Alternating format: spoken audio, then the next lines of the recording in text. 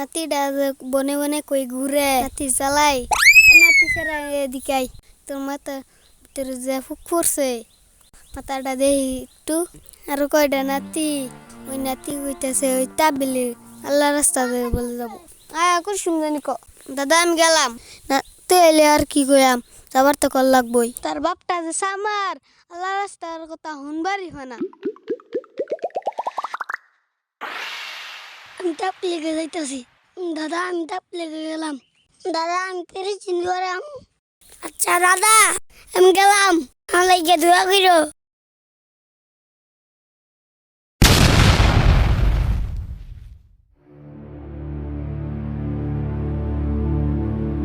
আমার চোখের সামনে তুমি আর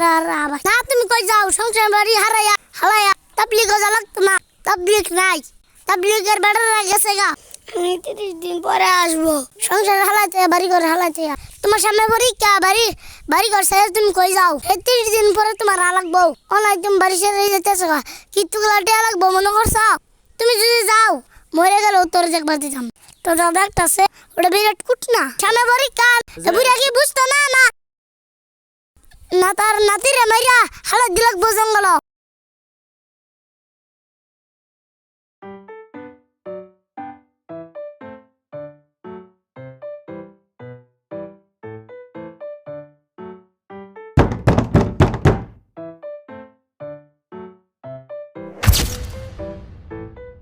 লোকের সামনে তো যা তোর আমি একদিনও দেখতাম না যা দেখবার ছেলে তোর মাইরালো মোবাইল দেখ সর তোর টাকা মাইরা হালা জীবন নিলে কিন্তু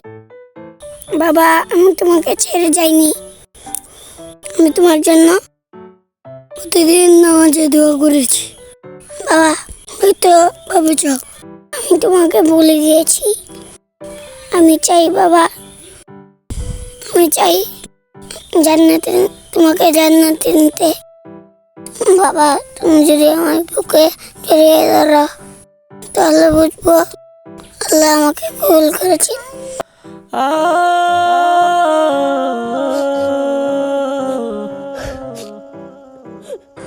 একজন সন্তানের কারণেই আমি জান্নাতে যেতে পারবো। সন্তান বলবে, আল্লাহ আমার বাবা মা আমাকে নামাজ পড়তে বলেছে, ভালো কাজের আদেশ করেছে, আজকে আমি ভালো কাজ করতে করেছি, আপনাকে ডেকেছি, তাই আপনি আমাকে জান্নাত দিয়েছেন। আল্লাহ আপনি আমার বাবাকেও মাকেও জান্নাত দিয়ে দিন। আর যদি সন্তান খারাপ হয়, বেনামাজি হয়, তাহলে সেই সন্তান বলবে, আল্লাহ আমার বাবা মা কখনই আমাকে ভালো কাজের আদেশ করেনি, নামাজ পড়তে বলেনি এবং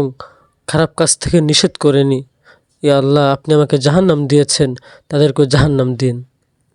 এজন্য আমাদের উচিত সন্তানদেরকে ভালো শিক্ষা দেওয়া, ইসলামিক শিক্ষা দেওয়া, ভালো কাজের আদেশ করা। কবরে